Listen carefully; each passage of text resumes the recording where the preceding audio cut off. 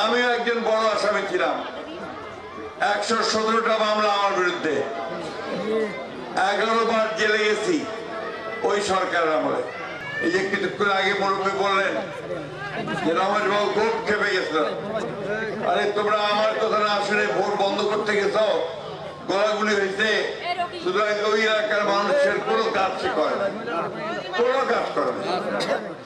বন্ধুগণ, সেই অবস্থার প্রেক্ষিতে দীর্ঘ 15 বছর আমরা কিন্তু লড়াই সংগ্রাম করে আসছি।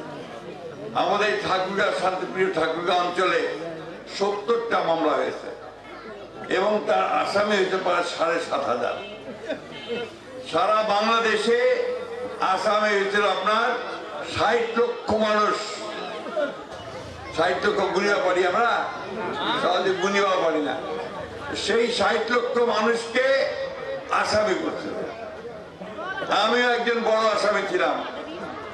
117টা মামলা আমার বিরুদ্ধে, 11 বার জেলে গেছি ওই সরকারের আমলে। আমাদের নেত্রী বেগম খালেদা জিয়া, তিনিও জেলে গেছেন। 6 বছর তিনি জেলে ছিলেন, আমিও 3.5 বছর জেলে ছিলাম। জেলে থাকা অবস্থায় এই যে আগস্ট মাসের 5 তারিখে ছাত্র জনতার অভ্যুত্থানের পরে হাসিনা যখন পালিয়ে গেল, তারপরে আমরা মুক্তি পাইছি, তাই না? আমাদের নেত্রীও সেদিন মুক্তি পাইছিলেন। তারপরে তিনি একটা অসাধারণ একটা বক্তব্য রাখছেন।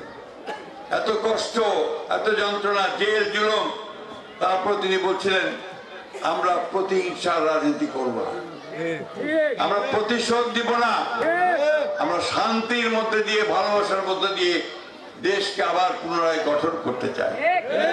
বন্ধুগণ, এখানেই পার্থক্যটা ওই আওয়ামী লীগের সঙ্গে আমাদের, হাসিনার সঙ্গে আমাদের নেত্রী খালেদা জিয়া, তাই না? এখন আবার নতুন নির্বাচন দিয়েছে সরকার, এটা একটি কেয়ারটেকার সরকার। আগামী 12 তারিখে, ফেব্রুয়ারি 12 তারিখে 15 দিন পর এই ভোটটা হবে।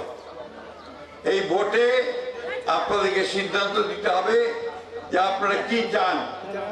দেশে কি শান্তি চান, উন্নয়ন চান, এই স্কুলটার উন্নয়ন চান, রাস্তাঘাট নির্মাণ চান, ছেলে মেয়েদের চাকরি চান? তাহলে ওই যে পরীক্ষিত দলটা আছে, মানুষটা আছে, এই পরীক্ষিত দল মানুষকে ভোট দিতে হবে, তাই না? পরীক্ষিত দলটা কি? শীষ মার্কা বিএনপি, তাই না? বন্ধুগণ, আমি বক্তব্যটা দিব করবো না।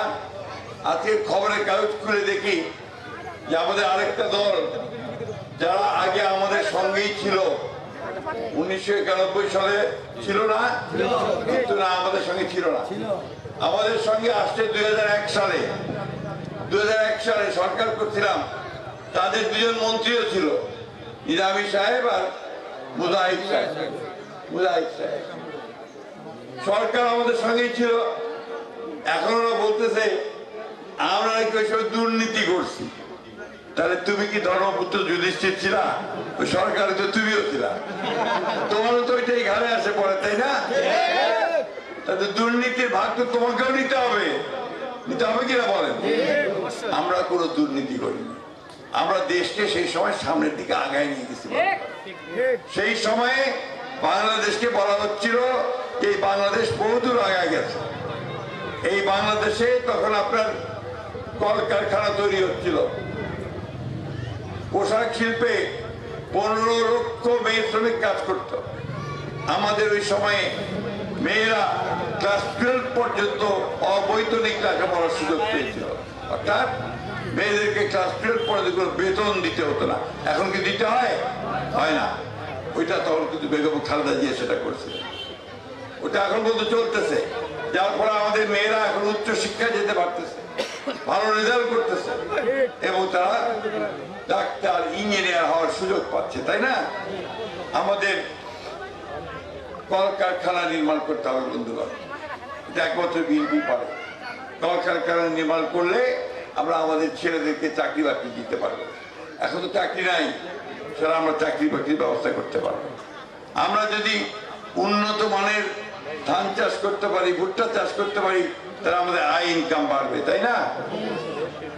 আমাদের মনে আছে নিশ্চয়ই এই অঞ্চলে পানি ছিল না, কৃষিকাজের জন্য পানি পাওয়া যেত না। এই জন্য আমরা বরেন্দ্র বহুমুখী প্রকল্প নিয়ে আসছিলাম, ডিপ টিউবওয়েল নিয়ে আসছিলাম। সেই ডিপ টিউবওয়েল গুলোতে আমাদের পানির ব্যবস্থা হচ্ছে আমাদের সরকারের আমলে, খালেদা জিয়ার সরকার আমলে আমরা করেছিলাম। আমরা অনেকগুলো স্কুল তৈরি করেছি। আপনাদের যেমন ঘটনা, এগুলো স্কুল কিন্তু আমাদের হাতে তৈরি করা হয়েছে। আমরা বিল্ডিং তৈরি করেছি, মসজিদ করেছি, মাদ্রাসা করেছি, মন্দির করেছি।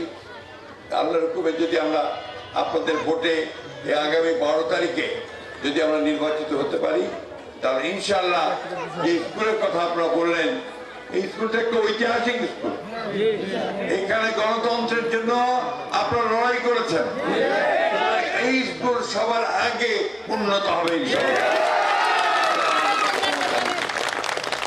আমরা রাস্তাঘাটগুলোকে পাকা করব, আমরা শ্মশানকে আমরা ভালো করব, মন্দিরকে ভালো করব, আমরা মসজিদগুলো যেন ভালোভাবে করতে পারি তার ব্যবস্থা আমরা অবশ্যই গ্রহণ করব।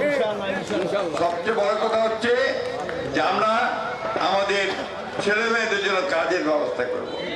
আমাদের নেতা তারেক রহমান সাহেব বলেছেন যে আমরা যদি ক্ষমতায় যেতে পারি, আগামী 1.5 বছরে 18 মাসে 1 কোটি মানুষের কাজের ব্যবস্থা করব। 1 কোটি মানুষ, সেখানে আমাদের ছেলেমেয়েরা চাকরি পাবে, কাজ পাবে, তারা একটা নিজের জীবনের জন্য কিছু করতে পারবে। এই ধরনের একটা অবস্থা আমরা তৈরি করতে চাই। বন্ধুগণ, বক্তৃতা বাড়াবো না, শুধু একটা কথা বলতে চাই যে ওই দলটা, যে দলটা আজকে আমাদের বিরুদ্ধে ইলেকশন করতেছে, ওই দলটার মার্কা আপনারা জানেন, দাঁড়িপাল্লা, তাই না? আগে তো আমরা দেখোই নি, দেখছি আমরা তাদেরকে, চিনি কেউ? তারা ভালো করুক, আমাদের আপত্তি নাই, সময় আছে, এখনো অনেক সময় আছে। কিন্তু এইবার আমরা আপনার কাছে, আমি আপনাদের কাছে নিবেদন করতে চাই যে আমার বয়স হয়ে গেছে অনেক, এটাই বোধহয় আমার শেষ নির্বাচন। এরপরে আর কোথায় নির্বাচন করতে পারবো না। আপনারা সবসময় আমার সঙ্গে ছিলেন, আগামী দিনে আমার সঙ্গে থাকবেন। 12 তারিখের ভোটে আমাকে আপনারা যদি ধানের শীষে ভোটে নির্বাচিত করতে পারেন, আল্লাহর হুকুমে আমি আপনাদেরকে কথা দিচ্ছি, আমি আপনাদের অসংখ্য কাজগুলো করার চেষ্টা করব।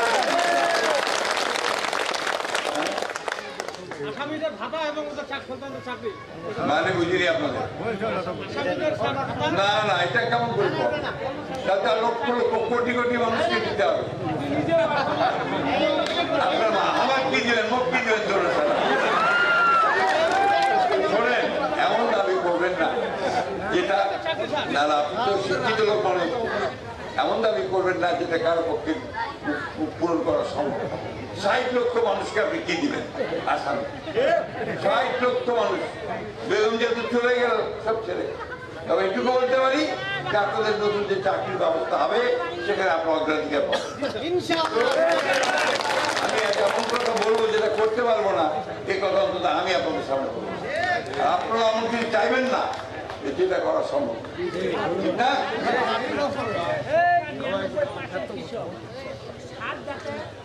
সারের দাম যেন ন্যায্য মূল্যে পান, আমরা সেটা ব্যবস্থা করি। যেন ন্যায্য মূল্যে পান, আমরা সেটা ব্যবস্থা করি। বীজ যেন ন্যায্য মূল্যে পান, আমরা সেটা ব্যবস্থা করি। কৃষক যেন কষ্ট না পায়, আর তার পণ্যের মূল্য সে যেন ন্যায্য মূল্য পায়, আমরা সেটা ব্যবস্থা করবো। ঠিক আছে, ইনশাআল্লাহ। আমরা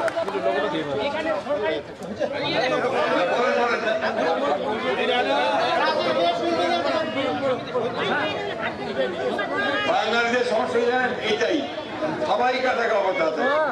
চলনবিল প্রবাহ, মা মাটি মানুষের কণ্ঠ।